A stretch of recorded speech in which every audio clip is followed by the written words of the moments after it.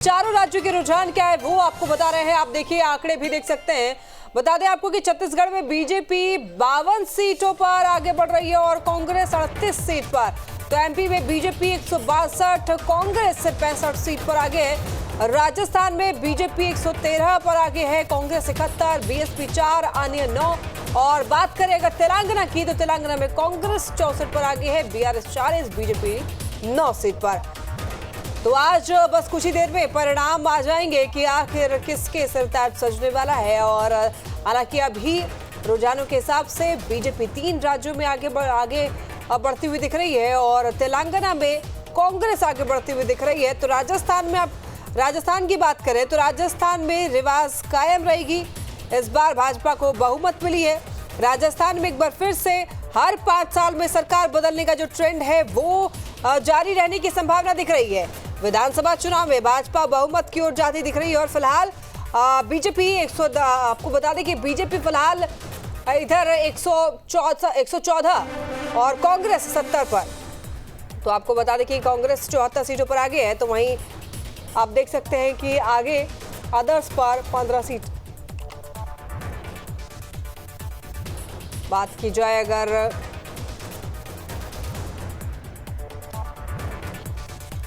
ज्यादा जानकारी के लिए संवाददाता उत्कर्ष हमारे साथ जुड़ रहे हैं। उत्कर्ष, देखिए विधानसभा चुनाव के परिणाम अब कुछ ही देर में आ जाएंगे, लेकिन जो रुझानों के हिसाब से देखा जा रहा है कि 3 राज्यों में बीजेपी आगे बढ़त बनाती हुई दिख रही है। पूरी जानकारी दीजिए, कैसे बीजेपी के कार्यकर्ताओं में किस तरीके से उत्साह है। फिलहाल संपर्क नहीं हो पा रहा, लेकिन अब फिलहाल आपको बता दें कि देखिए 3 राज्यों में बीजेपी जो है वो आगे बढ़ती हुई दिख रही है और एक में तेलंगाना। राजस्थान की बात की जाए तो यहाँ पर रिवाज कायम रहेगा। हर 5 साल के बाद सरकार बदल जाती है और इस बार भी वही हुआ है। कांग्रेस के बाद आप देखिए कांग्रेस को पछाड़ते हुए बीजेपी आगे बढ़ गई है। और बात की जाए अगर मध्य प्रदेश की तो यहाँ पर सरकार की वापसी होने वाली है। और बात करें अगर छत्तीसगढ़ की तो छत्तीसगढ़ में बीजेपी ने बढ़त बना लिया है काफी ज्यादा। बीजेपी यहाँ पर जीतती हुई दिख रही है। उनके कल्याण की मोदी गारंटी का वोट है। जाति और धार्मिक तुष्टीकरण के खिलाफ विकास और मोदी पर विश्वास, गरीब कल्याण की नीतियों पर विश्वास का वोट है। और मैं धन्यवाद करता हूं जनता का, जिन्होंने प्रधानमंत्री मोदी जी के 9.5 साल की कारगुजारी प्रदेशों में डबल। ज्यादा जानकारी के लिए संवाददाता उत्कर्ष हमारे साथ जुड़ रहे हैं। उत्कर्ष, देखिए 3 हर राज्यों में जहां पे चुनाव हुए हैं वहां के रिजल्ट बस कुछ ही देर में आने वाले हैं। रुझानों के हिसाब से 3 राज्यों में बीजेपी आगे बढ़त बनाती हुई दिख रही है। इसका कितना असर बिहार में देखने को मिल रहा है, उत्कर्ष?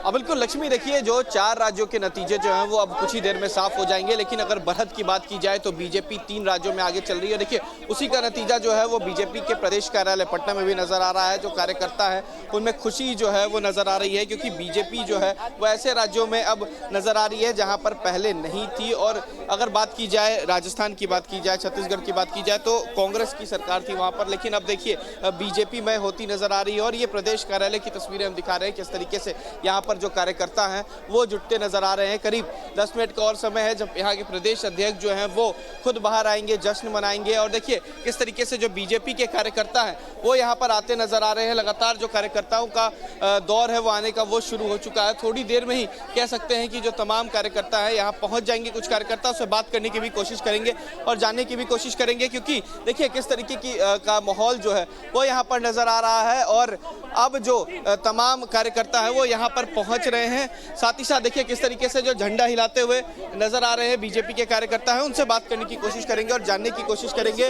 4 राज्यों के जो चुनाव के नतीजे हैं वो सामने आ रहे हैं। बीजेपी 3 राज्यों में बढ़त बना रही है। कितनी खुशी? हमारे बहुत खुशी है, बहुत खुशी है। एक एक कार्यकर्ताओं में खुशी है। हमारे नरेंद्र मोदी जी के विकास के लिए कार्यकर्ताओं ने और एक एक किसान ने वोट देकर 4 राज्य में सरकार लाने की काम किया है। इसी के लिए खुशी हम लोग है भारतीय जनता पार्टी के कार्यकर्ताओं की तरफ से। देखिए 4 राज्यों की बात सामने आ रही है, 3 राज्यों में जो बढ़त है वो भी बना ली गई है। कैसी कितनी खुशी है, क्योंकि 3 राज्यों में बढ़त है जो बन चुकी है। देखिए 3 राज्यों की बात करेंगे तो देश के यशस्वी प्रधानमंत्री आदरणीय श्री नरेंद्र मोदी जी का नेतृत्व संपूर्ण भारत के लोग स्वीकार करते हैं। और भारतीय जनता पार्टी के नेतृत्व में जिस प्रकार से मध्य प्रदेश की बात करेंगे तो मध्य प्रदेश को 6 भागों में 6 प्रांतों में विभाजित करके देखा जा सकता है, जहां प्रत्येक प्रांत की अपनी मूलभूत आवश्यकताएं थी और प्रत्येक प्रांत की अपनी ज़रूरतें थी। उन ज़रूरतों को पूरा करने में लगभग 18 साल से जिस प्रकार से आदरणीय शिवराज सिंह चौहान जी वहाँ कार्य कर रहे हैं, और ग्रामीण परिवेश की जब भी मध्य प्रदेश की बात होती है तो ग्रामीण परिवेश की बात नहीं होती है।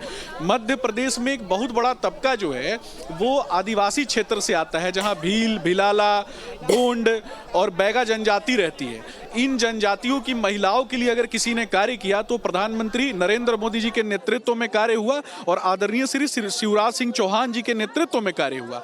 लाडली बहन योजना के माध्यम से आपने देखा होगा कि माताओं के लिए, बहनों के लिए, बच्चों के लिए किस प्रकार से कार्य किया जा रहा है।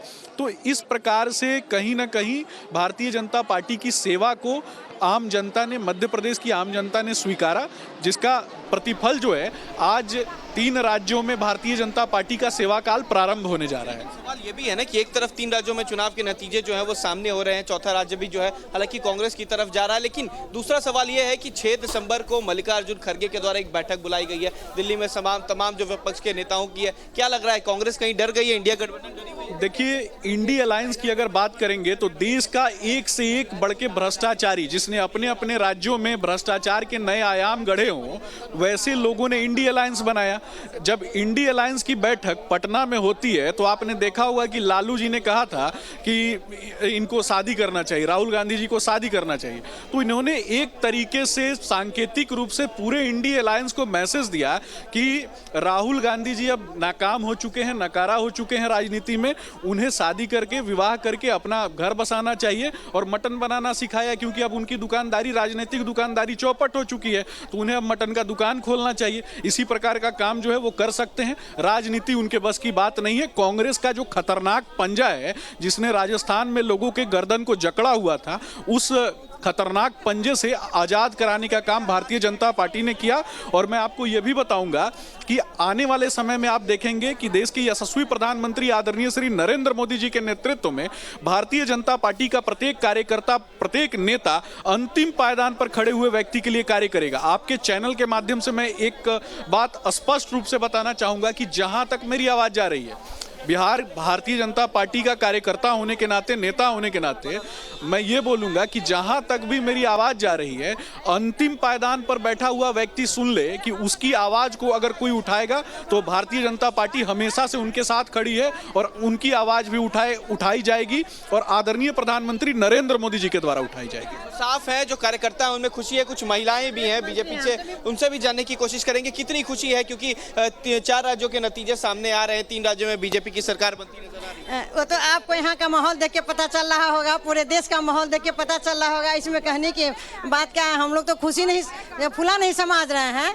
देखिए प्रधानमंत्री जी, हमारे देश के प्रधानमंत्री जी की हर बात की गारंटी है ना। वो कहते हैं कि मोदी की गारंटी, सचमुच वो जो काम कहते हैं, जिस काम का घोषणा किए हैं, गारंटी के साथ वो काम किए हैं, और वो काम जो किए हैं उसका भी गारंटी है कि वो काम कभी भविष्य में खराब नहीं होने वाला है।